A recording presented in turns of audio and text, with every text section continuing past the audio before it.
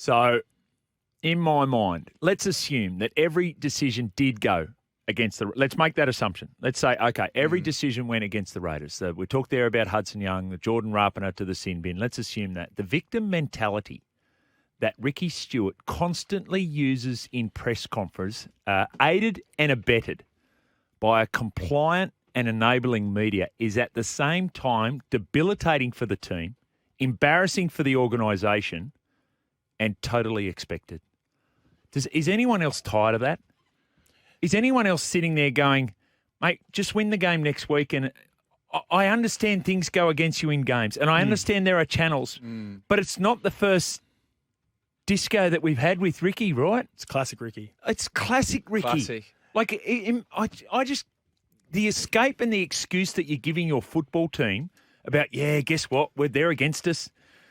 First of all, he's talking about alleged conspiracy by the NRL that they don't want the Canberra Raiders in the semi-finals. Hello? I just find it extraordinary.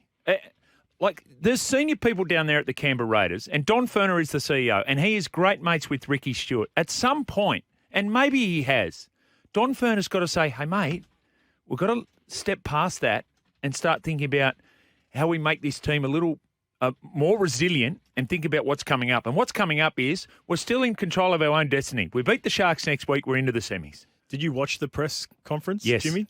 Do you see Elliot Whitehead almost I didn't want to laugh a couple of times, smile a couple of times? I didn't want to put words and thoughts in what I thought Elliot Whitehead, when Ricky first started, in my mind, and I don't know and we'll never know, he was like, whoa, here we go again. Yeah, I've just been, again, so I'm the same as you. I'm pretty big on body language, watching.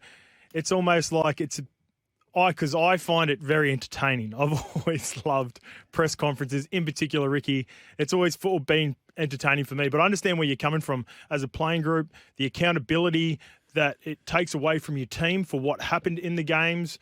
I think sometimes there are coaches that try to deflect and, take a bit of pressure off the playing group. But Ricky doesn't do that. He just goes all in.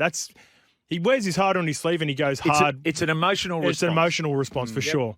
And I just thought it was pretty funny. It looked like Elliot Whitehead thought the same. I knew when he looked the Fox Sports camera down the barrel and told them to F off, there was a big press conference coming from Ricky. He has a blow up in him. I wonder as a player, as an athlete, what that does to your mindset, being constantly told that the NRL's against you, it's us against the world. That you can rally around for a game or two with that mentality. Anything longer than that, that's just exhausting to think that the world's constantly against you. I'm kind of with you, Jimmy, in that I'm a bit over the Ricky press conferences, but I also have to look at the humorous side now, because 18 months ago, I used to get super frustrated by some of the stuff Ricky would say and the agendas that support Ricky in the media.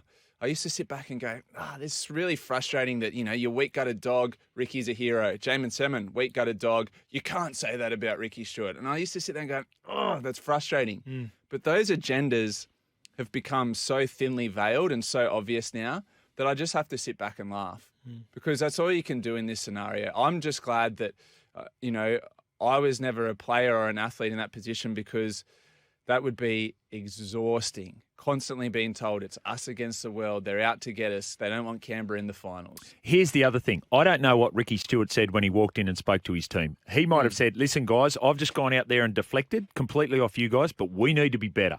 That wasn't good enough, and we need to be better. They had a left edge there that was completely leaky, right? Whether it was Reece Walsh or Katoni Staggs or Selwyn Cobbo on the right side for the Brisbane Broncos, ran through them at will. He had a left centre sitting on the bench for 75 minutes.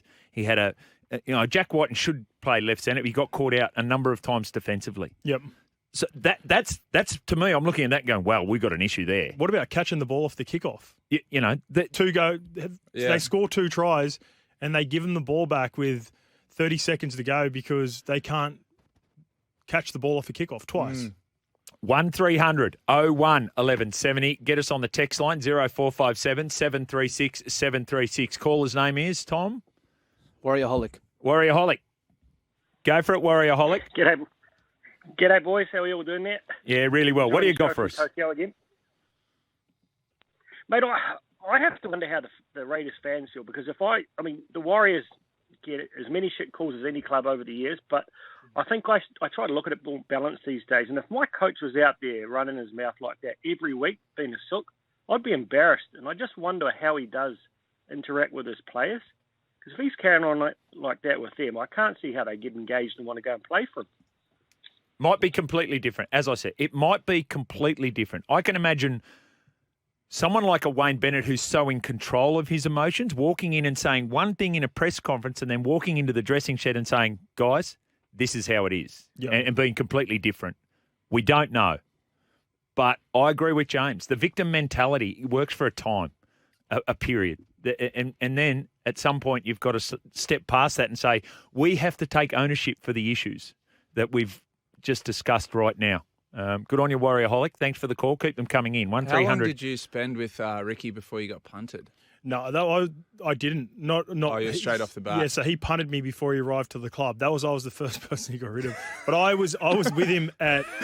I spent time in the under-20s at the Roosters. Yeah. So when he was first-grade coach. Yeah, I can tell you through teammates that have been ex-teammates and teammates that have been coached by Ricky.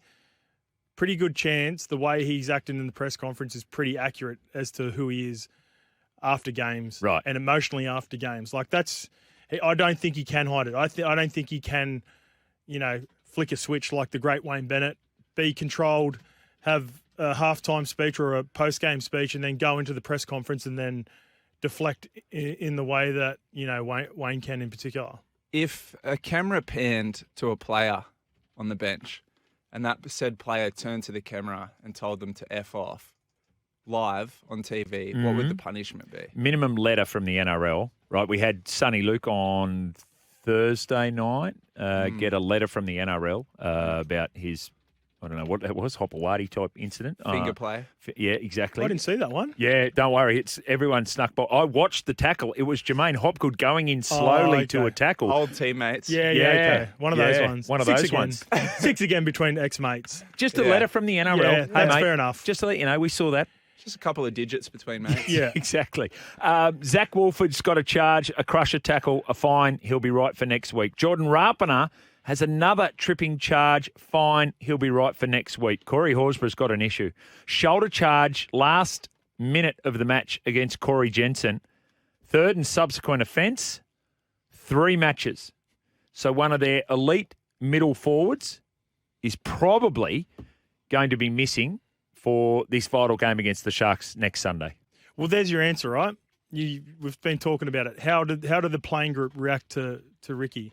Hudson Young, super talented, Origin this year. Corey Horsburgh made his debut. Jordan Rapana, how many tests has he played for the Kiwis? Jack Whiten, there's so many teams that would love and players that would love to play with Jack Whiten. What are they? They're all erratic.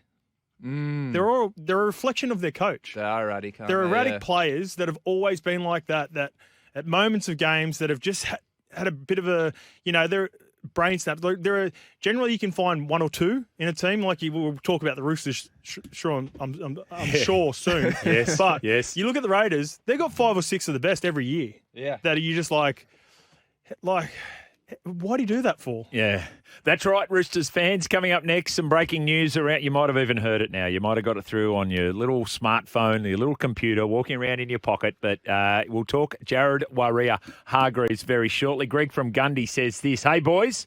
Greg from Gundy Guy here. Look, I totally take Missile's comments, but I would love to be coached by Ricky Stuart. I would run through brick walls for him. He is so honest. So there you go. It's a different way to look at it. Good on you, Greg. Keep those text messages coming in, 0457 736 736. Live NRLW at the moment. We've got the Broncos up against the Raiders. The Raiders presently about halfway through this first half are leading 8-0. A break and back with more.